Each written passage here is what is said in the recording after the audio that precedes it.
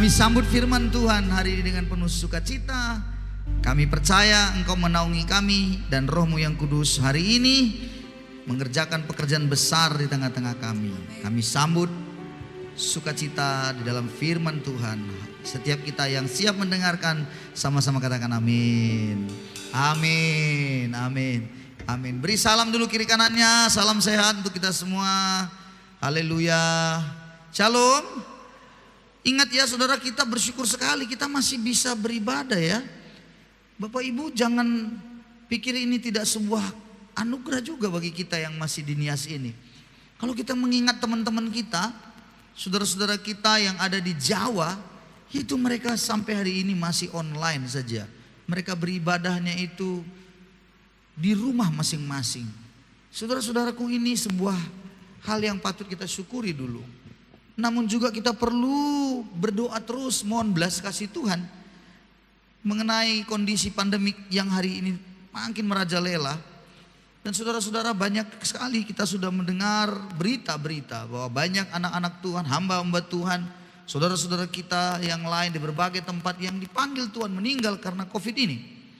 Kami sendiri pun saudara-saudaraku kadang-kadang terkejut begitu ya mendengar berita teman-teman baik, orang-orang yang kami kenal dengan baik dipanggil Tuhan karena COVID ini. Jangan anggap remeh, saudara-saudara, jangan anggap remeh, karena ini benar-benar masa yang sulit. Tahun lalu saya sudah katakan kepada saudara bahwa masuk tahun ini pun bukanlah menjadikan tahun yang semakin gampang, tidak sulit saudara. Dan tahun depan juga tetap akan sukar. Ada banyak yang memprediksi bahwa 2023 mungkinlah, ini pun masih sebuah prediksi. Tapi saya percaya juga kalau kita terus berdoa, Tuhan akan melakukan karyanya yang besar. 2023 akan ada sebuah perubahan yang luar biasa bagi bangsa ini. Indonesia akan mulai mengalami sebuah perubahan demi perubahan, lawatan Tuhan terjadi. Hari-hari ini Tuhan sedang memang menggoncangkan semuanya. Dan bangsa kita juga melalui pandemi ini mengalami goncangan ekonomi yang semakin sukar, sulit sekali. Belum lagi saudaraku, kita dibatasi untuk kita berinteraksi. Mengerjakan banyak hal kita sangat dibatasi. Sekarang ada lagi bagaimana PPKM darurat sedang diberlakukan di Jawa. Dan sekarang juga di Sumatera Utara kita. Saudara-saudara, kita harusnya sebagai anak Tuhan menjadi contoh untuk kita taat ya, untuk kita tunduk menggunakan masker kita, melakukan protokol kesehatan dengan sangat ketatnya. Tidak ada yang gampang memang, tetapi biar bagaimanapun kita harus melewati ini semuanya. Percaya juga saya bahwa tidak selamanya dan tidak seterusnya hal ini akan terus seperti ini. Akan ada sesuatu nanti saatnya akan terbuka suatu jalan yang luar indah, yang baik bagi kita semuanya. Tidak selamanya juga akan terus malam. Akan tiba saatnya matahari akan bersinar di pagi hari. Tidak selamanya terus badai. Akan ada sebuah suasana cuaca matahari langit yang akan terang benderang. Saudara-saudaraku, kita percaya akan itu. Namun saya beritahu, ini saat yang masa sukar ini. Sesuai dengan 2 Timotius 3 berkata, pada hari yang terakhir akan ada hari-hari yang sukar. Hari yang sukar itu saudara-saudaraku kita hadapi. Penderitaan kita jalani dalam menjalani hidup ini. Tetapi dengar baik bahwa semuanya itu sesungguhnya tidaklah sebanding nantinya dengan kemuliaan Tuhan yang Tuhan mau berikan, nyatakan bagi kita. Tidak ada sebuah kemuliaan tanpa penderitaan. Itu sebabnya Anda harus tahu, penderitaan apapun yang kita alami dalam dunia, ingatlah kalau kita tetap setia di dalam Tuhan, ada kemuliaan yang di depan sana kita akan peroleh. Penderitaan itu memang berat. Penderitaan karena apa? Karena faktor ekonomi. Penderitaan karena apa? Karena konflik dengan suami atau istri. Penderitaan karena apa? Karena kesusahan, karena kesulitan badani kita, sakit penyakit. Penderitaan kenapa? Karena mungkin ada masalah-masalah konflik dengan mertua, menantu, anak dan semuanya. Ya, penderitaan harus dihadapi. Tidak ada penderitaan, saudara-saudaraku, yang sebenarnya penderitaan yang enak kita bisa dapatkan, yang artinya penderitaan yang menyenangkan. Semua penderitaan itu menyulitkan memang. Tetapi yang menarik sekali, pada waktu kisah para rasul kita melihat dan mencatat, dan bagaimana para rasul memberitakan Injil. Semua penderitaan yang dianggap, yang kita bilang penderitaan itu semua itu dianggapnya hanya sebuah yang biasa-biasa saja buat mereka. Bapak Ibu saudara-saudaraku, di dalam setiap kehidupan kita menjalani hidup ini, penderitaan itu tidak akan pernah habis-habisnya. Benar nggak saudara-saudaraku? Ada banyak orang hari-hari ini saudara-saudaraku banyak benci dengan penderitaan. Ada banyak orang hari-hari ini marah dengan penderitaan. Saya mau kasih tahu pada saudara bahwa apapun ceritanya engkau akan menghadapi penderitaan. Tidak mau kau bilang tidak suka, engkau katakan dia akan datang. Mau tidak mau, suka tidak suka, dia pasti datang. Satu hari kelak. Dalam berbagai hal, mungkin ada aspek tertentu, dalam bagian-bagian tertentu, itu bisa kau alami penderitaan. Bapak Ibu saudara-saudaraku, ingatlah saudara-saudara, penderitaan tidak perlu dibenci. Penderitaan tidak menjadikan dirimu musuh, menjadikan penderitaan itu musuh bagi dirimu. Bukan. Tapi penderitaan itu sebagai apa dalam hidup saudara? Nah, ini yang saya mau kasih tahu pada saudara ini. Penderitaan itu harusnya menjadi apa bagi saudara? Ada beberapa hal yang harus kita sadari. Penderitaan itu seharusnya menjadikan apa yang sering kita bilang sparring partner. Sparring partner itu apa? Menjadi latih tanding kita. Bagaimana caranya kita menjadi orang yang punya iman yang teguh? Bagaimana caranya seorang petinju contohnya, dia bisa memenangkan pertandingan tinjunya di atas ring? Bagaimana caranya? Dia harus berlatih, ya, tapi juga dia harus punya lawan tanding yang dimana latihan itu menjadi lawannya untuk sparring partnernya begitu untuk bertarung. Tahukah Anda, kalau Anda membenci penderitaan, itu akan membuat Anda tidak terlatih. Otot-otot Anda tidak akan terlatih, otot rohani Anda. Jangan pernah benci dengan penderitaan. Jangan pernah menjadikan penderitaan itu musuh yang kau kutuki dalam dirimu dan kau buang. Justru penderitaan itu adalah menjadi alatnya Tuhan, di mana kita akan mengasah manusia rohani kita. Penderitaan akan membuat Anda harusnya semakin dewasa dan maju. Saya tahu berapa banyak saudara-saudaraku kita mengalami kesusahan di dalam keluarga, dari sisi ekonomi. Sekarang dari sisi ekonomi Anda tahu bagaimana menjerit orang semua, bukan? Bagaimana tidak? Ketika saya dengan istri duduk-duduk di Aman Yahovu itu, ada di situ tukang jual air tebu biasanya di situ. Dan kami biasa situ duduk dan ngobrol dengan mereka. Kami sudah sangat kenal, sudah sangat lama sekali. Apa katanya sama saya? Aduh Pak, ngeri kali Pak katanya. Biasanya kami dapatkan itu Pak, satu hari itu bisa 400, 500. Sekarang untuk mendapatkan 200.000 saja Pak. Untuk 200.000 saja Pak, aduh susah. Saudara-saudara, ekonomi. Belum lagi Anda lihat semua yang tukang jualan-jualan itu, yang kecil-kecilan itu. Semua menjerit. Lalu bagaimana dengan penderitaan ini? Banyak orang dengar, bukan menjadikan penderitaan itu menjadi lawan tanding untuk dia bertumbuh. Justru dia benci dan dia maki-maki, dia mulai buang penderitaan itu. Dan yang paling celakanya, seringkali karena dijadikan musuh, maka dicarilah kambing hitamnya. Siapa yang menjadi kambing hitam dalam penderitaan ini? Maka karena tidak terlampiaskan siapa? Maka mulai di media sosial yang disalahkan Jokowi lah, presiden tak beres katanya, disalahkan lagi Menteri Luhut, disalahkan lagi yang ini, disalahkan lagi yang itu. Saudara-saudaraku, Anda bodoh. Anda mau menyalahkan bagaimanapun, pandemi ini masih tetap ada. Yang harusnya Anda tahu dan harus lakukan adalah bagaimana caranya hidup saya harus melakukan perubahan. Ada orang berbisnis, kalau ngomong kepada saya, susah Pak ini, pandemik ini begini begana. Saya bilang tahun depan lebih parah lagi Pak. Aduh, jadi bagaimana kami ini? Anda jangan pernah masalah pandemi itu menjadikan diri Anda semakin terpuruk. Tetapi Anda mulai berdoa bagaimana caranya, dengan cara yang baru, dengan gaya yang baru Anda berbisnis. Itu sebabnya saya beritahu semua yang punya bisnis hari ini secara konvensional yang di pinggir jalan. Saya mau beritahu pada Bapak Ibu Saudara yang berjualan di pinggir jalan, mulai memikirkan bagaimana caranya, cara yang baru dengan kita berjualan dengan cara yang lebih baik lagi secara teknologi yang ada sekarang. Itu makanya sekarang banyak orang pakai media Facebook, orang media sosial, pakai internet mendajakan jualannya. Lalu jualan itu diantar ke rumah. Karena orang takut keluar dan membeli, tentunya punya perjumpaan dengan banyak orang, takut. Jadi yang maksudnya apa? Yang Anda salahkan bukan pandemiknya lagi, tapi kita yang harus berubah. Bagaimana caranya yang lebih baru lagi? Anda mengerti maksud saya? Jadi Anda dan saya harus mulai memikirkan dalam posisi kondisi COVID-19 hari ini seperti ini. Yang Anda harus lakukan bagaimana caranya. Bukan patah lalu mulai menyesali diri, lalu menyalahkan presiden, menyalahkan ini, menyalahkan itu, menyalahkan rumah sakit, menyalahkan dokter. Saya beritahu padamu, bodoh engkau.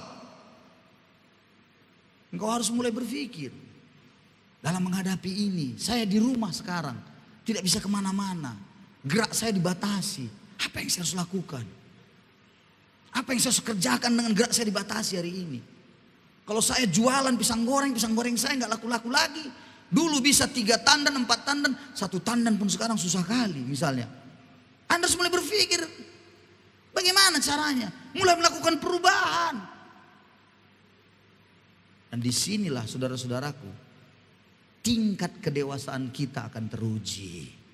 Pada akhirnya penderitaan akan menunjukkan kedewasaan Anda dan saya.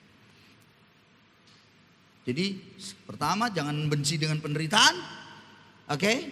Halo? Jangan Anda buang. Tapi penderitaan itu jadikan sparring partner Anda untuk Anda bisa naik, melangkah naik. Iman Anda melangkah naik lagi. Jadikan itu menjadi latihan buat Anda. Sehingga pada waktunya Anda akan bertumbuh dan bertumbuh dan bertumbuh di dalam Tuhan. Pada akhirnya saya katakan, justru penderitaan itulah yang akan membuat Anda akan menemukan, mendapatkan cara-cara baru. Bagaimana hikmat Tuhan menolong Anda melakukan banyak hal. Saudara-saudaraku, kita tidak tahu kapan lagi dan bagaimana lagi nanti, sampai bagaimanakah ini semuanya akan berakhir. Memang semua tergantung, berakhirnya COVID ini tergantung satu, kepatuhan kita pada aturan pemerintah yang diberlakukan untuk kita. Harus taat, harus taat. Harus taat. Anda tahu kita pakai masker. Ini di sini untuk Gunung Stoli belum diberlakukan 2 masker. Tapi saya melihat mulai ada orang-orang yang pakai 2 masker, ya kan? Menjaga. Ya, itu jauh lebih baik. Saya katakan, 1 masker aja coba. 1 masker aja orang udah pengap-pengap kan? Dibikin 2 masker lagi. Apa nggak tambah pengap? Ya. Apa boleh buat? Demi untuk memutus rantai penyebarannya. Maka bersyukurlah ini saudara-saudaraku yang di kampung-kampung. Justru sekarang ku tengok yang di kampung-kampung lebih sakti daripada yang di kota. Yang di kampung-kampung dengan gayanya berkata, ya mana corona?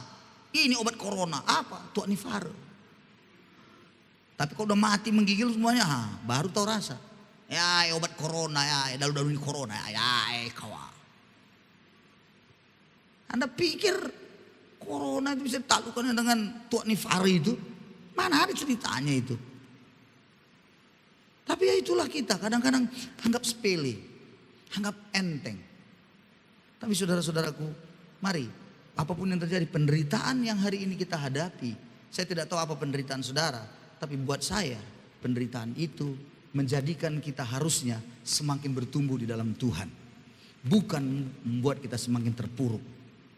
Saya jemput kita untuk melihat sebuah ayat penting juga dalam hal ini. Bagaimana kita menyikapi penderitaan itu. Di dalam kitab 2 Korintus. Tadi pagi saya sudah sampaikan. Tapi kita coba ulang pelan lagi. Pasal yang keempat, ayat yang ke-16 sampai yang ke-18. Saya sudah pernah menyampaikan ini juga.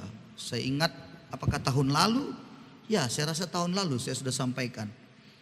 Tapi saya coba lagi membagikan kepada saudara. Perhatikan baik-baik. Saya ulangi lagi ini.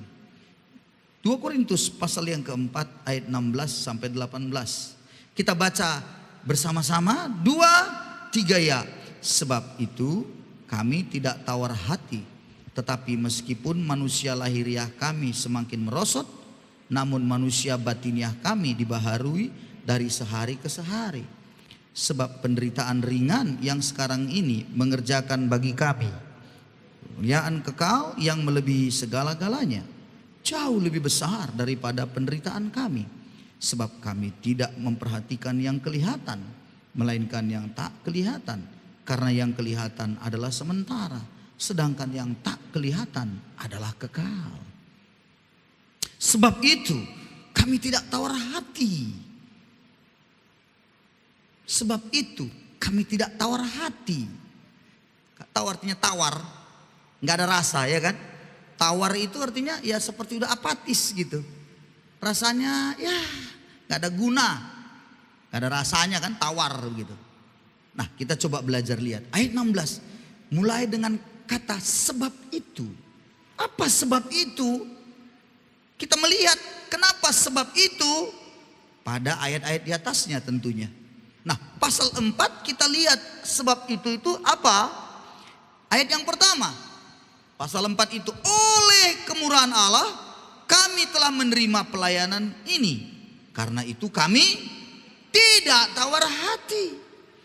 Jadi di dalam dia melayani, Rasul Paulus di dalam pelayanannya dia menerima pelayanan itu. Karena kemurahan Tuhan dalam dia melayani, dan dia tidak menjadi tawar hati. Dengarkan kalian semua yang mau ditahbiskan hari ini. Ingat ya, melayani itu tidak enak.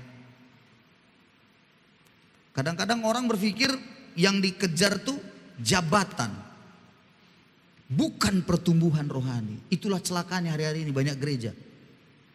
Yang dikejar itu jabatannya. Kapan saya diangkat? Kapan saya terangkat? Kok nggak diangkat-angkat?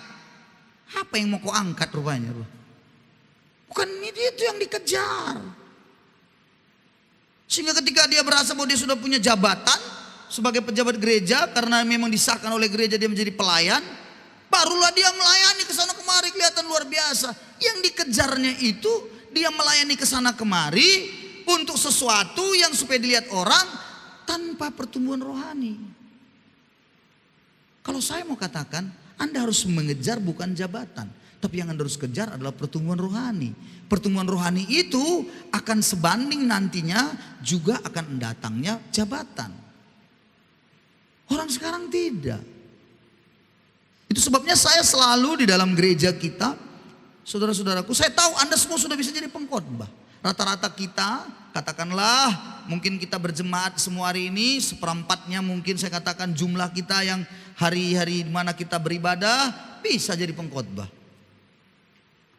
Dan yang menarik sekali juga ada pula gereja supaya orang itu tidak lari dari dia, supaya tetap di situ, diangkatlah dia. Padahal hidupnya pun hancur-hancuran, diangkatlah. Jadi apa? Jadi diaken, jadi pejabat gereja, jadi setuan Kristo, jadi penatua. Pokoknya supaya jangan pergi. Yang dikejar itu jabatannya. Maafkan saya, di tempat kita ini tidak seperti itu, bro. Gereja ini tidak pernah menawarkan jabatan-jabatan untuk Anda. Makanya mungkin seringkali saya boleh katakan, begitu saya layani orang, dia mulai bertumbuh, lalu kemudian dia lari dari saya. Kenapa lari dari saya? Karena dia mengejar jabatan tadi. Tidak saya pernah berikan lebih dahulu. Kenapa? Karena ada prosesnya dalam hidupnya yang harus dilihat. Bagaimana dia dengan keluarganya. Satu yang saya penting buat saya, secara jujur kami dari gereja kita, bapak-bapak rohani, bapak-bapak yang di atas, selalu menekankan kepada semuanya. Jangan pernah kau angkat orang masuk menjadi pejabat gereja kalau tak mampu ngurus rumah tangganya. Karena itu firman. Syarat-syarat menjadi penilik jemaat, syarat-syarat menjadi diaken, syarat-syarat menjadi penatua. Satu yang terpenting, dia mampu mengurus rumah tangganya. Dia adalah seorang bapak yang dihormati anak-anaknya. Tapi sekarang beda. Gereja kebanyakan tidak seperti itu. Pokoknya dia sudah lulusan teologi, udah mantap, udah luar biasa kelihatan di khotbahnya, angkat. Tidak lihat proses dalam hidupnya. Itulah yang pada akhirnya gereja menjadi lemah. Gereja menjadi lemah. Saudara-saudara, banyak hal dalam kehidupan buat saya pribadi yang saya tahu persis dulu dalam hidup saya. Saya dulu tidak pernah memikirkan kalau saya jadi pendeta. Justru buat saya, mohon maaf ya, saya bilang dulu nih. Buat saya itu jadi pendeta itu terlalu bodoh begitu. Itu dulu saya. Orang mama saya juga dulu bilang saya itu bodoh kali jadi pendeta. Ngapain kau jadi pendeta? Capek-capek kau kuliah di kimia industri, ngapain? Bukan bodoh lagi tapi goblok sekali kau. Goblok. Goblok itu di atas bodoh, ngerti ya saudara? Tapi saya mau beritahu pada saudara, itu panggilan memang. Dan saya tidak pernah mengejar-ngejar jadi pendeta. Saya dulu menjadi pendeta juga pelayanan di Nias dalam segala sesuatunya pentahbisan. Ini masih bersyukur ada pentahbisan model gini sebentar lagi. Zaman saya dulu nggak ada yang tabis-tabiskan, tiba-tiba datang aja surat itu dari sinode. Saya pun bingung waktu itu, kenapa? Karena saat itu waktu merintis pelayanan di sini, saya tidak punya gelar jabatan yang namanya kependetaan. Saya cuma polos saja. Saya bilang saya mau melayani Tuhan. Bagi saya mau menginjili, saya mau melayani orang-orang. Udah, kalau saya muridkan dia, saya bimbing dia, terus dia maju rohaninya, dia naik hidupnya, wah betapa senangnya saya. Itu saja. Tetapi kemudian karena banyak yang dilayani, lalu biasa. Kita kan memang mengikuti aturan pemerintah, bukan? Bimas Kristen menanyakan kepada saya, mana SIM Bapak, surat izin Bapak melayani, mana? Saya bilang saya gugup. Ya, kenapa Bapak mau khotbah sana sini? Siapa yang mengutus Bapak kemari? Ya gereja saya, mana buktinya? Tidak ada. Karena memang dulu saya tidak berpikir datang kemari itu buka gereja pada awalnya. Saya datang kemari dulu ke Nias ini adalah untuk melayani saja anak-anak muda. Hanya itu saja. Tidak ada yang lain. Polos saja. Dan ada banyak di antara kita yang tahu persis bagaimana saya dulu masa-masa muda dulu. Ada saksi-saksi hidupnya di sini. Banyak. Saudara-saudaraku, dalam kepolosan itu, dalam segala sesuatunya yang saya kejar, saya ingin bertumbuh dalam Tuhan. Saya ingin membuat mereka ini semua yang saya bimbing bertumbuh. Ya sudah, buat saya itulah pelayanan yang memang digariskan buat saya. Tetapi kemudian memang karena tuntutan dari sisi pemerintahan kita di kabupaten waktu itu masih, ya kabupaten dan departemen agama juga waktu itu masih namanya. Kasih Bimas Kristen yang menghubungi saya dan meminta saya. Pada akhirnya diberitahulah ke sinode. Dan surat datang ke sinode. Besok, saya masih ingat sekali itu. Besok ini saya sudah ditunggu hampir 2 minggu surat itu.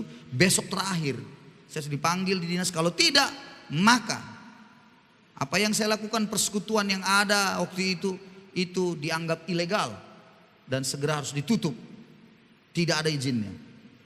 Wah, saat itu saya bingung. Tapi saya nunggu surat. Bagaimana ke sinode? Dari Medan menghubungi ke sinode. Dan saya menunggu. Besok itu saya akan dipanggil di Departemen Agama. Dan saya diminta kalau tidak ada, saya diharap membubarkan persekutuan. Waktu itu ibadah gereja juga sudah ada sore waktu itu. Maka hari ini datanglah surat itu diantar kantor oleh pihak pos. Sampailah di tangan saya. Pada waktu sampai di tangan saya lihat di situ ajaib, luar biasa. Saya diangkat menjadi pendeta muda, nggak tahu bagaimana caranya.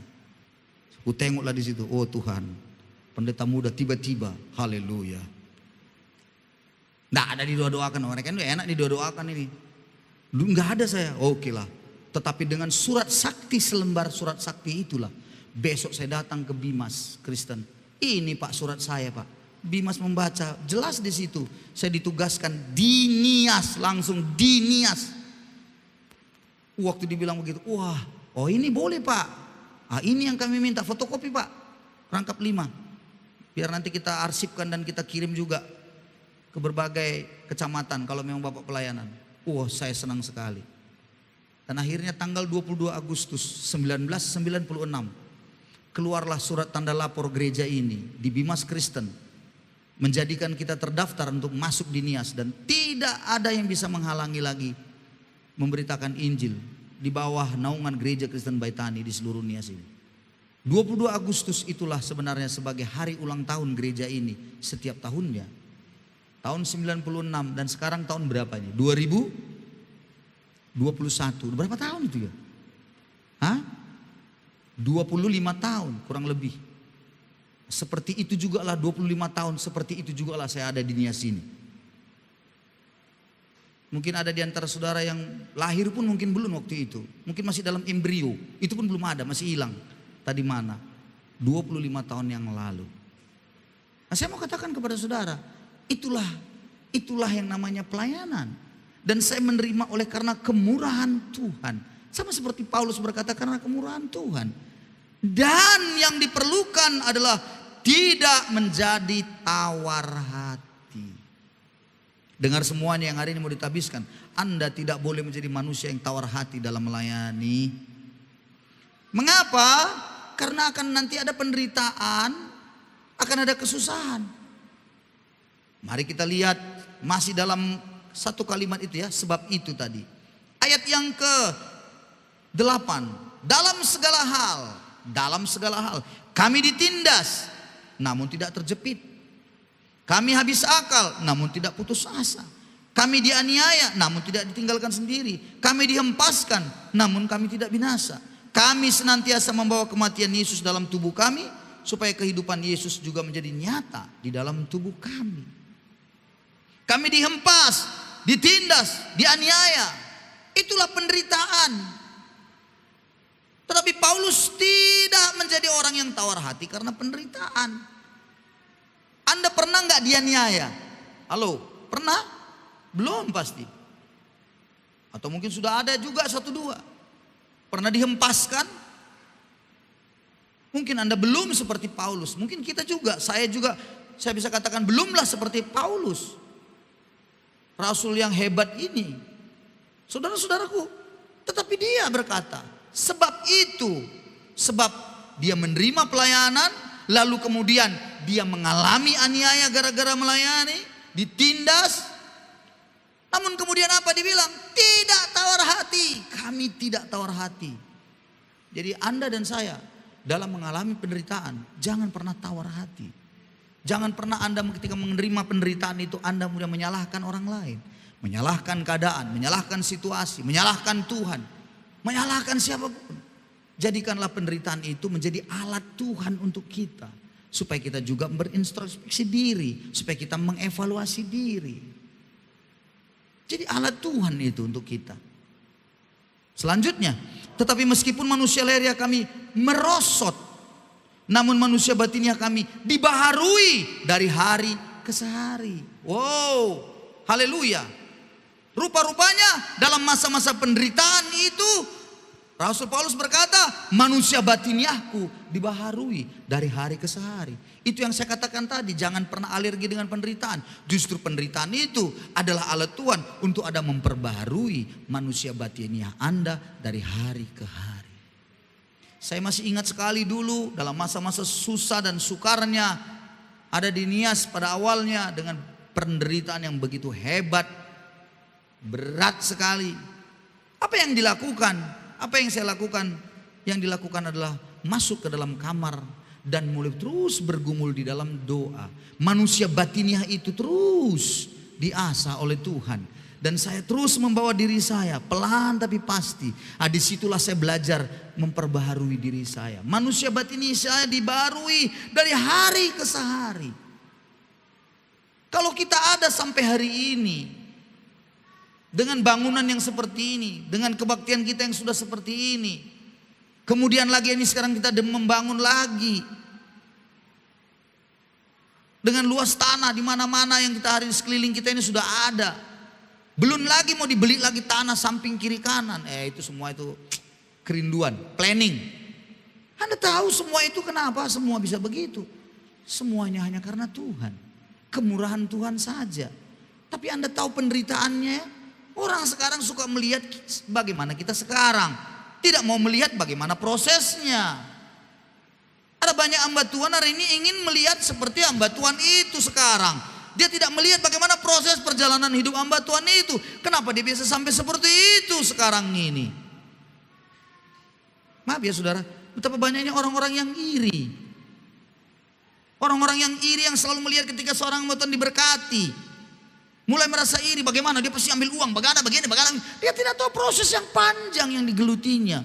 Babak belur dan jungkir balik berdarah-darah, itu gak dilihatnya.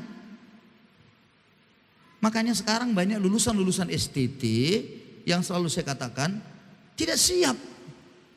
Karena selalu ukurannya apa? Ukurannya adalah kesenangan. Ketika dilihatnya seorang hamba Tuhan, pendeta yang dilihat, dia mau seperti itu. Tapi dia tidak pernah menjalani proses hidup yang penderitaan yang dia harus jalani. Begitu dia berbicara melayani, dia harus berpikir berapa banyak uang bisa ku dapat, berapa harta yang bisa ku peroleh, mana enaknya. Ada seorang hamba Tuhan yang kami temui, teman. Dia pendeta nih, tapi dia tidak diberikan tempat untuk pelayanan. Lalu dia mulai marah-marah sama sinodenya. Dia bilang apa? Bagaimana aku menghidupi anak-anakku kalau aku tidak diberikan tempat melayani? Berikanlah aku tempat penggembalaan sebuah gereja supaya aku bisa menghidupi anak-anakku. Berarti dia berpikir dari situ dia gaji. Dengar baik. Hidup Anda untuk melayani, bukan melayani untuk hidup. Ini yang di depan ini yang mau ditabiskan nih semua ini. Hidupmu untuk melayani, bukan melayani untuk hidup. Ada banyak hamba Tuhan tidak seperti itu. Berpikir selalu uang, berpikir selalu materi. Tidak berpikir bahwa hidupnya untuk melayani Tuhan. Tuhan pasti akan cukupkan, Tuhan pasti pelihara. Kalau benar panggilanmu menjadi hamba Tuhan, pasti Tuhan pelihara. Dengan 1000 cara. Burung gagak dia bisa berikan kepada Anda, mengirimkan berkat-berkat itu. Tapi kita bukan menjadi orang yang pengemis. Buat proposal ke sana kemari. Saudara-saudaraku, saya sendiri terus terang, saya kurang setuju juga. Walaupun memang tidak salah kalau ada yang minta proposal begitu.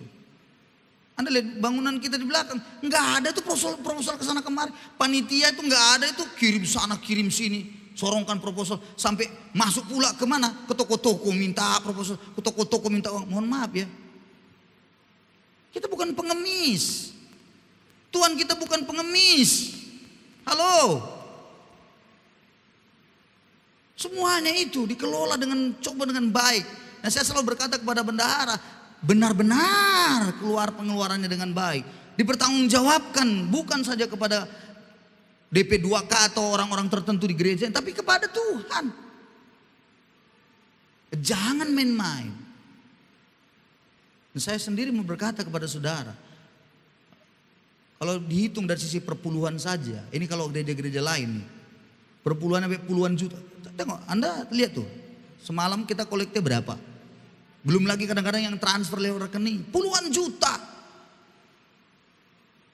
2 minggu yang lalu, bendahara kami ambil uang sebelumnya tinggal 200 juta.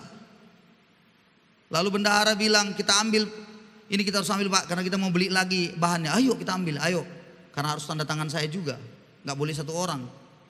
Maka tanda tangan saya mengambil itu. Masuk ke bank, dicek. Itu ajaib. Bulan yang lalu tinggal 200 juta saudaraku. Diambil 120 juta. Untuk membeli itu semuanya biar cepat. Dan saya sudah beritahu beberapa waktu yang lalu kepada panitia. Harus diambil, gak apa-apa, diambil aja uang gereja. Pokoknya itu harus selesai bulan 12, pokoknya harus digunakan. Kasihan anak-anak kita di sana, lembab-lembab itu semuanya. Bau-bau situ. Di tempat yang lama itu udah, papannya Anda lihat tuh, papannya udah pengap begitu ya, busuk. Harus selesai cepat. Belum pun finishing gak apa-apa, tapi yang penting sudah tidak lagi kena hujan dan panas, pokoknya udah bisa digunakan. Waktu kami ambil 120 juta, saya kaget. Tuhan itu luar biasa. Waktu diambil, saya tanya, saya lihat berapa lagi sisanya.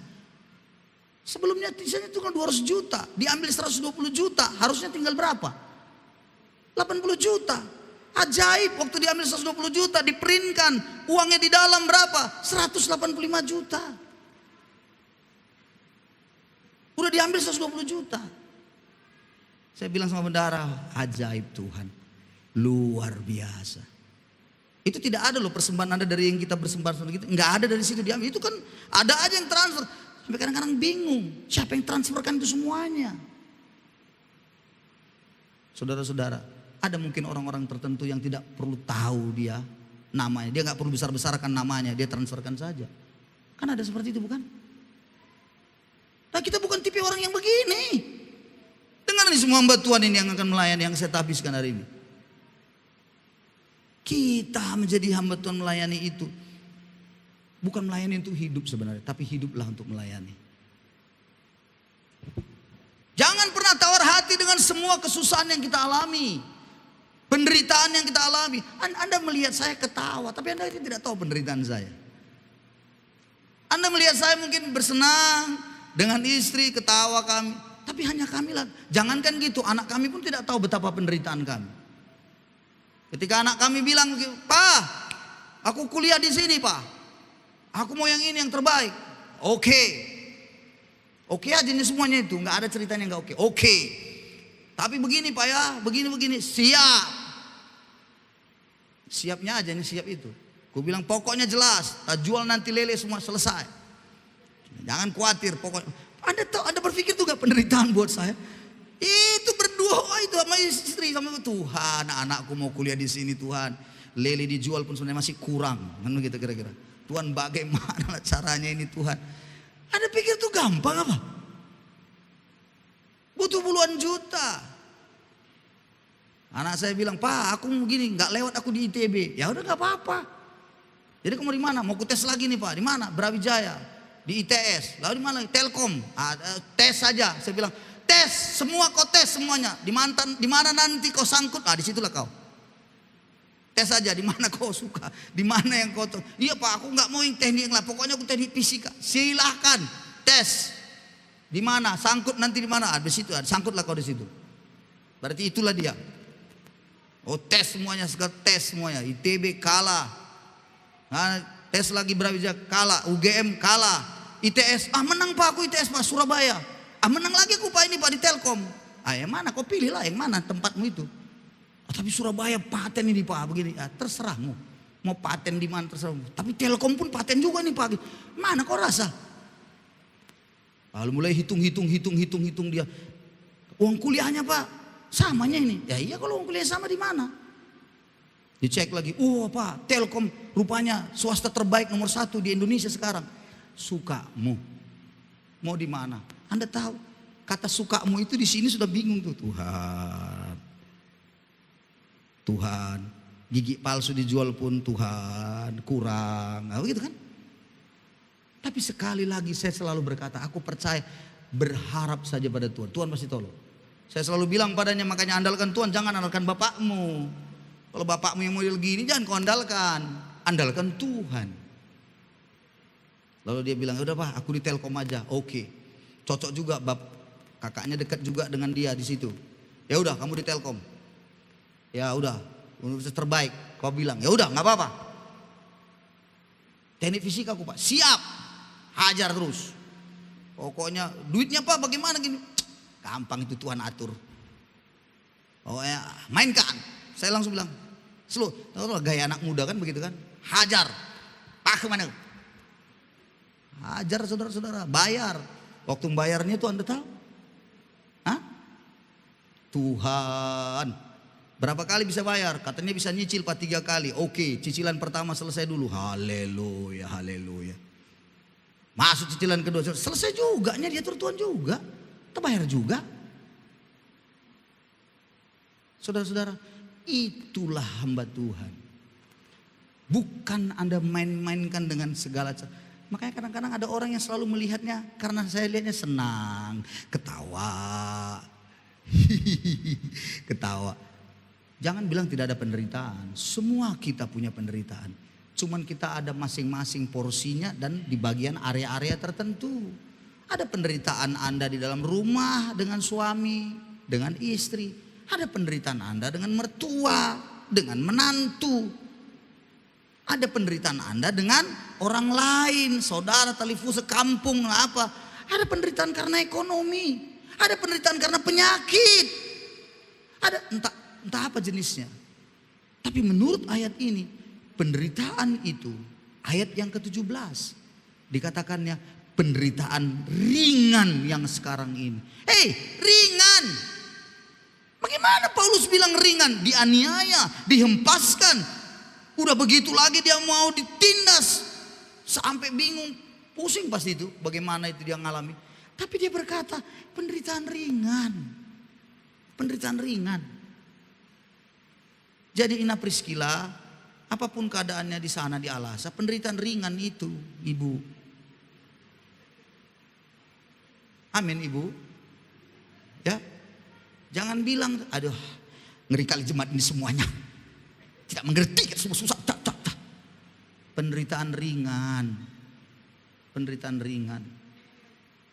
Ingat ya, satu bagi kita kalau di GKB ini, itu sudah nilai dan wajib hukumnya. Adalah, kalau seorang laki-laki ingin ditahbiskan menjadi pejabat gereja, istrinya wajib harus memberikan surat persetujuan, meterai. Kalau istri tidak memberikan izin, tidak akan bisa. Oh, jangan coba. Walaupun suaminya udah titelnya luar biasa, ya, profesor, doktor, karburator, kotor bocor, STH, MTH, MTQ, PhD dan buka kurung almarhum, begitu ya. Mau bagaimana pun titelnya, kalau istrinya nggak jangan coba-coba, nggak bisa, nggak bisa. Kok begitu, Pak? Iya, memang itu aturan kita dari dulu. Nggak bisa. Makanya selalu istri, itu saya tanya, saya tatar semua istri. Apalagi ini Elora juga sudah saya tanyain. Ingat ya, ini Elora, kalau suamimu jadi pejabat gereja, siap kok ditinggal-tinggal. Pergi dia tak kemana-mana pelayanan, tengah malam dia. Jangan kau takut dia jumpa kuntilanak di tengah jalan. Tugasmu lah mendoakan dia. Jangan kau bilang, lama kali suami ikut pelayanan, kemana saja dia pergi gini. Lebih bagus kau tidak usah menjadi pejabat gereja kalau begitu istrinya. Sudah aku bilang, semua yang namanya kalau jadi pejabat gereja siap untuk menderita. Dan aku selalu minta, kalau Anda menjadi pejabat gereja, nomor handphone Anda harus on 24 jam. Mengapa begitu, Pak? Iya, tiba-tiba dia mau meninggal tengah malam, telepon. Nomor yang Anda tuju belum terpasang, tak kemana dia? Telepon lagi, nomor yang Anda tuju, telepon satu lagi, nomor yang Anda tuju tidak ada. Loh, tidak ada, hilang. Apakah orangnya sudah terangkat? Telepon lagi, nomor yang itu. Bagaimana kalau Anda menjadi pejabat gereja bisa begitu dong? Makanya saya bilang, saya sendiri saya upayakan tetap 24. Kecuali kadang-kadang habis baterainya, karena aku letakkan habis baterainya matilah dia. Kadang-kadang itu sering terjadi. Minggu yang lalu ada seorang wanita menelepon saya jam 12:30. Ingat ya, saya punya 2 HP. Satu warna putih, satu warna hitam. Semua yang namanya jemaat apa pasti kumasukkan di HP warna putih data Anda.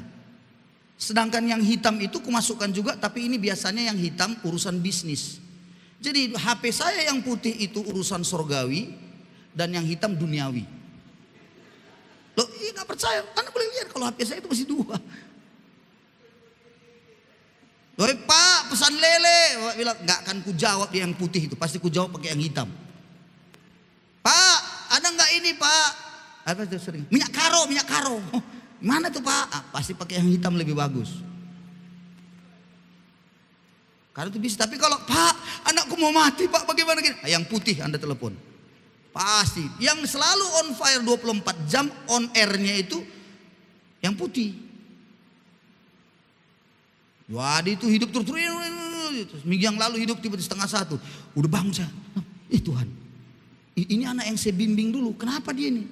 Saya telepon. Kenapa? Pak, anakku, Pak. Pak, udah mau mati ini, Pak. Di mana? Bethesda, Pak, Bethesda. Kenapa? Kejang-kejang, Pak, udah nampak 311. Tolong doakan. Datang ke sini, Pak. Itu. Sebentar dulu, tunggu sebentar.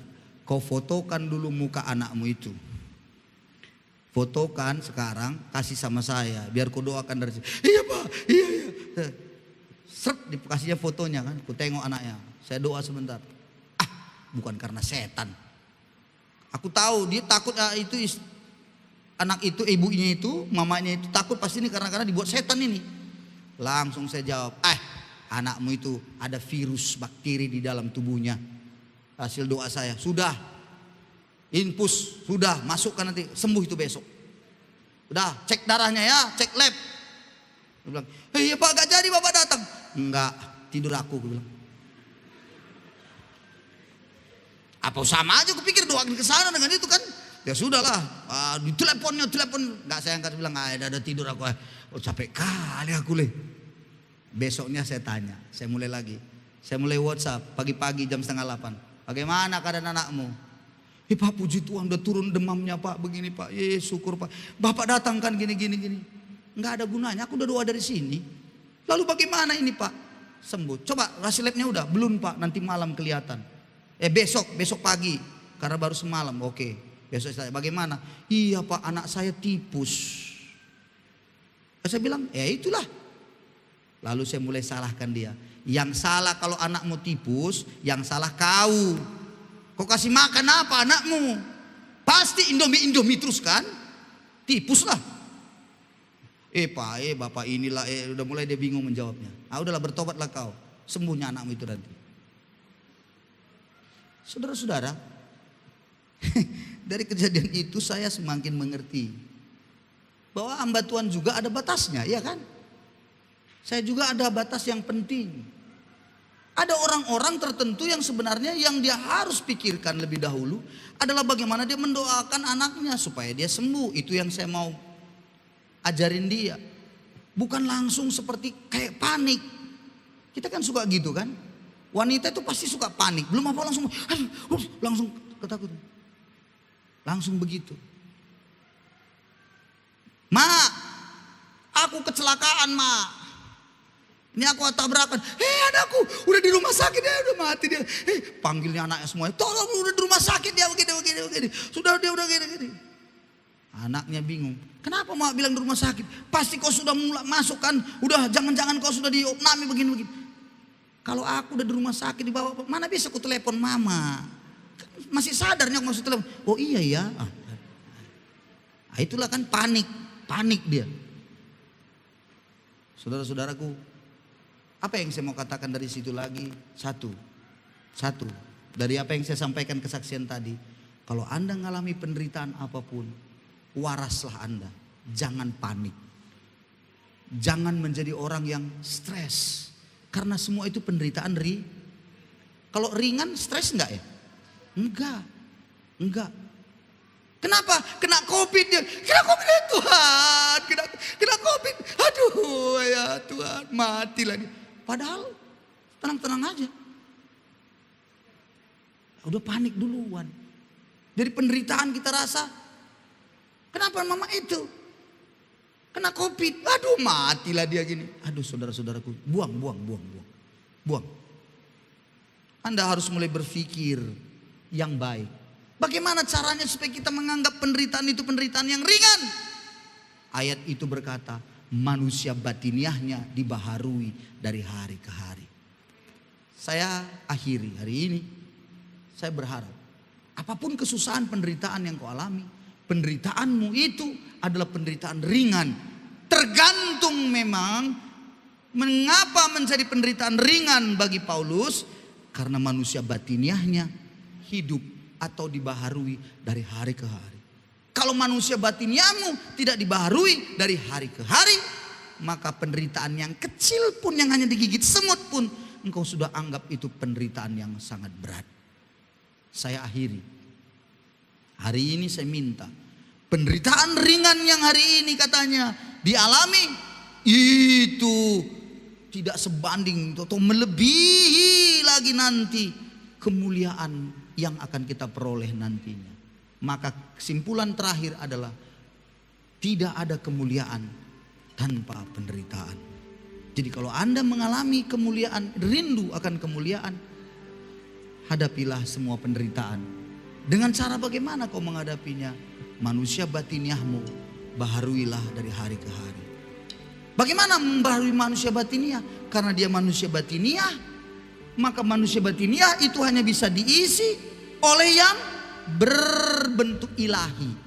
Manusia batin itu bisa berbentuk ilahi, maka kau harus kontak dan connect selalu kepada yang ilahi.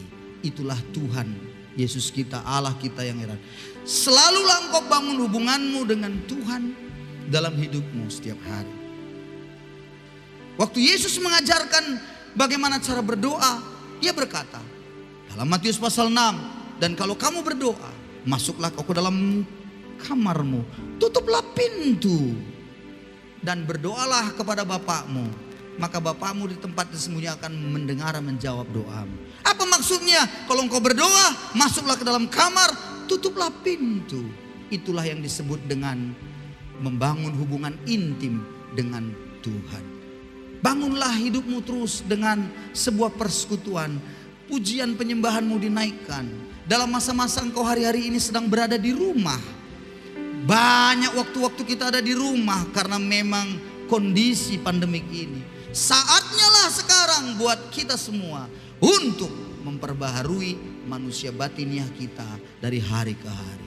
Bangunlah itu, bangunlah itu. Banyaklah engkau menyembah Tuhan.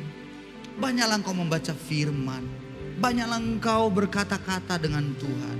Sampaikan doa-doamu untuk banyak orang. Kepada seisi rumahmu, kepada bangsa ini, kepada banyak orang yang hari ini membutuhkan pertolonganmu.